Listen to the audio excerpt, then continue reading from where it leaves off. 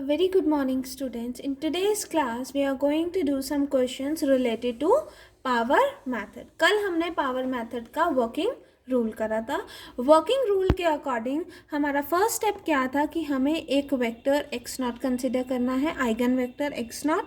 ठीक है, उसके बाद हम इवेल्युएट करेंगे ए ऑफ एक्स नॉट. ठीक है, फिर वो हमारे पास क्या आएगी, एक कॉलम मैट्रिक्स आएगी जिसमें से हम लार्जेस्ट वैल्यू को कॉमन लेंगे, जिसको हम first approximation to eigen value ले लेंगे और इसके कॉरस्पॉन्डिंगली जो आइगन वेक्टर आएगा वो होगा दिस. ठीक है, फिर नेक्स्ट स्टेप क्या होगा, a eigen vector with corresponding to eigen value of first approximation.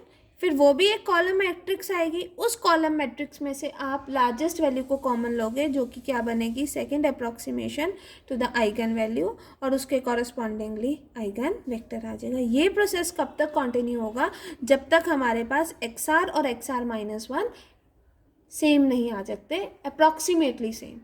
ठीक है, यहाँ पर हमें मेंशन ही कर रखा है we have to do this method up to 5 steps only. Let us proceed. Let the initial eigenvector be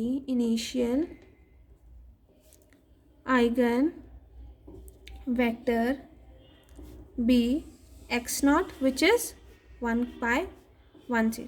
ठीक है, then फिर नेक्स्ट स्टेप क्या होता है, we have to evaluate a of x naught. ठीक है, दैट इज 4 2 1 3 को 1 0 से मल्टीप्लाई करेंगे. Column matrix, it is of the order 2 cross 2, it is of the order 2 cross 1. तो रिजल्टेंट क्या आएगा, 2 क्रॉस 1. ठीक है, 4 1 जा 4 plus 2 multiply 0 is 4 0, that is 4 plus 0 is 4. 1 multiply 1 1, 3 multiply 0 is 0, तो यहाँ क्या आ जाएगा 1. अब लार्जेस्ट वैल्यू क्या है 4, तो 4 कॉमन लोगे तो ब्रैकेट में क्या आएगा 1 1 डिवाइडेड बाय 4, दैट इज 4 1 0.25. तो ये क्या बन जाएगा मेरे पास, first approximation to the eigen value, और ये क्या बन जाएगा उसके कॉरस्पॉन्डिंगली आइगन वेक्टर. ठीक है, नेक्स्ट स्टेप क्या होता है, हमें क्या इवेल्युएट करना है, A and eigen vector corresponding to the first approximation of eigen value. तो यहाँ क्या आ जाएगा, ए की वैल्यू क्या आ गई 4 2 1 3 एंड आइगन वेक्टर की वैल्यू क्या है 1 0.25. ठीक है, 4 मल्टीप्लाई 1, ये 2 क्रॉस 2, ये 2 क्रॉस 1, तो क्या आएगा 2 क्रॉस 1. इसको इससे मल्टीप्लाई करोगे 4 इंटू 1 4, 2 मल्टीप्लाई 0.25 इज 0.5, तो क्या आ जाएगा 4 plus 0.5 is 4.5. 1 multiply 1, that is 1. 3 multiply 0.25 is 0.75. 1 plus 0.75 is 1.75. इसमें से कॉमन क्या लोगे, लार्जेस्ट क्या है 4.75, तो यहाँ क्या आ जाएगा 1.75 डिवाइडेड बाय 4.5, तो हमारे पास क्या आ जाएगा 4.5, और इसको डिवाइड करोगे तो आपके पास क्या आ जाएगा 0.39. ठीक है, ये क्या बन जाएगी हमारे पास second approximation to the eigen value, और ये क्या बन जाएगा हमारे पास उसके कॉरस्पॉन्डिंगली आइगन वेक्टर. ठीक है, next we will find A x2, that is 4 2 1 3 multiplied with 1 0.39. ठीक है, 4 इंटू 1 4, 2 इंटू 0.39 दैट इज 0.78, तो ऐड करोगे क्या आ जाएगा 4.78. 1 मल्टीप्लाई 1, 3 मल्टीप्लाई 3.39 दैट इज 1.17, तो 1 प्लस 1.17 इज 2.17. ठीक है, इसमें से भी अब लार्जेस्ट क्या लोगे 4.78 कॉमन, तो आपके पास क्या आ जाएगा 2.17 डिवाइडेड बाय 4.78. ठीक है, तो वी विल बी हैविंग 4.78 और यहाँ क्या आ जाएगा 0.45. ठीक है, ये क्या हो जाएगा हमारे पास third approximation to eigen value and उसके correspondingly eigen vector. Is it right girls? कितने स्टेप टाइम्स करना है हमें, 5 स्टेप्स ओनली ना. तो ये फर्स्ट स्टेप हुआ, ये सेकेंड स्टेप, ये थर्ड स्टेप, तो अभी हमें और स्टेप्स भी करने हैं ना. Let it, next step is to find A x3, that is A की वैल्यू 4 2 1 3 एंड थर्ड अप्रॉक्सीमेशन के कॉरस्पॉन्डिंगली जो आइगन वेक्टर आया 1 0.45. ठीक है, फिर रिजल्टेंट 2 क्रॉस 1 आएगा, 4 इंटू 1 1, 2 इंटू 0.5 इज 0.90, तो क्या आ जाएगा 4.9. 1 into 1 1, 3 into 0.45 is 1.35, that is 1 + 2.35 is 2.35.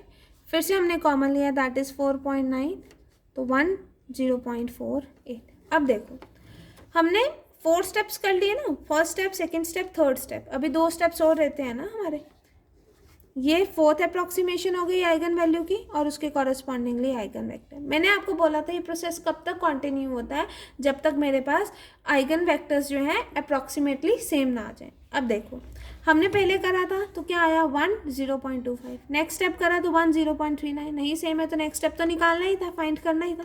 फिर नेक्स्ट करा तो 1 एंड 0.45, वो भी सेम नहीं है तो नेक्स्ट स्टेप करा तो 1 0.48. तो मतलब ये भी सेम नहीं है. तो हम नेक्स्ट स्टेप क्या करेंगे, AX4 that is 4 2 1 3 and it is 1 0.48. Is it right girls?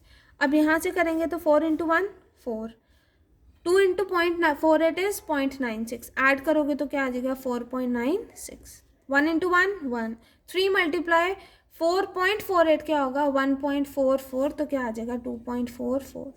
ठीक है, तो यहाँ से आप क्या कॉमन लोगे 4.96 कॉमन लोगे तो क्या आ जाएगा, लार्जेस्ट है तो 2.44 divided by 4.96 which is equals to 4.96 and 1 and यहाँ के आ जाएगा 0.49.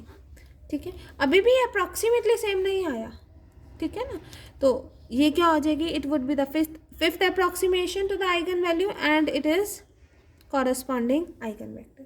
तो अभी 4 स्टेप हो गए. हमें क्वेश्चन में भी बोला हुआ है we have to find up to 5 steps only. तो अब नेक्स्ट स्टेप AX5. ठीक है, तो क्या आ जाएगा 4 2 1 3 और यहाँ क्या मल्टीप्लाई होगा 1 0.49. ठीक है, तो क्या आ जाएगा मल्टीप्लाई करके 2 × 1 ही आएगा. 4 × 1 4, 2 × 0.49 इज 0.98 दैट इज 4.98. ठीक है, 1 × 3 1 1, 3 × 0.49 इज 1.47. ऐड करोगे तो क्या आ जाएगा 2.47. फिर से हम इसमें से लार्जेस्ट वैल्यू को कॉमन लेंगे तो क्या आ जाएगा 1 2.47 डिवाइडेड बाय 4.98. ठीक है, that is we have 4.98. Divide करोगे तो आपके पास आ जाएगा 0.496. तो ये क्या हो गया हमारे पास 6th approximation to the eigen value and ये उसके कॉरस्पॉन्डिंगली हमारे पास आइगन वेक्टर हो गए. अब देखो जो 5th अप्रॉक्सीमेशन के कॉरस्पॉन्डिंगली आइगन वेक्टर आया था वो क्या था 1 0.49 और 6th अप्रॉक्सीमेशन के कॉरस्पॉन्डिंगली जो आइगन वेक्टर आया है वो क्या है 1 0.496. These are approximately same. तो हम लिख सकते हैं वी ऑब्जर्व दैट